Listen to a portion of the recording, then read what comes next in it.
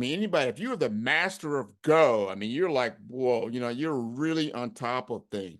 Well, when the AI beat the master of Go in China, they had a meeting. That me because they realized like this thing is smarter than the smartest human, that we know that can do this type of computation. This is incredible. They're going hard, all the way in on what AI because it's a game changer. If you can control communication, you can control language, you can control a lot of things that comes out of that. So one end of the spectrum says we can't slow down.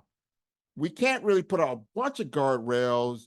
We can to the general public, but we've got to be on top of this because it can just explode. Look at what happened with just something like TikTok. People are like, oh, TikTok, TikTok. And then they start saying, well, who's behind it? There was a whole big, so you had the tech and you had the nation state. So I don't know how this all will play out, but it's going to be interesting, don't you think? Oh my gosh. I mean, we are.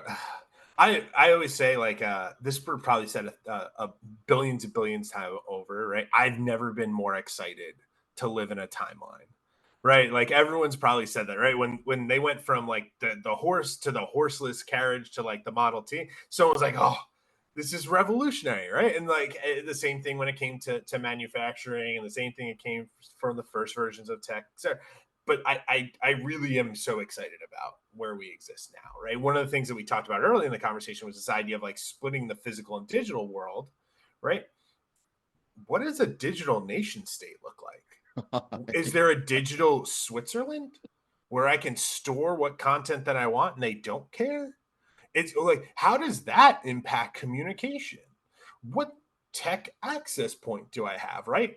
At one point, when am I going to have a personalized assistant, quite literally an assistant, right? That manifests itself in some type of physical digital format, whether it's connected to a little like shoulder mounted drone that just like pops out and then becomes like literally visually in front of me through a projector and I can talk to and it like understands and I can like digitally high five it? Or is that happen when I like touch my neural link and I just see it in front of me? Right? Where who's gonna own that data? Right? Everyone got really excited about VPNs like 3, 5 years ago. Oh, VPNs are the best. You don't have a VPN. You're not using a VPN.